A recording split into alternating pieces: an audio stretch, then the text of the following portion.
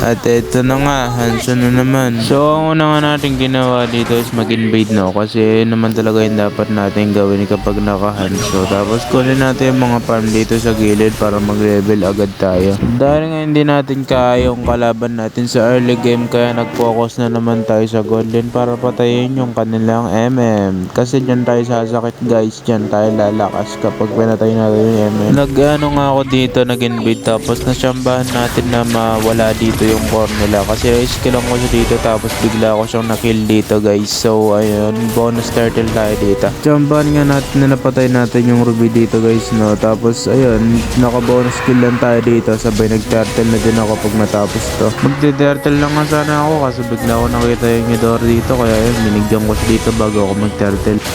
Dito naman nakita ko yung core nila, kaya yun binigyan ko siya dito. Kaso nga lang tumatakbo siya, body na lang, may second skill ako tsaka first skill, kaya napatay ko siya.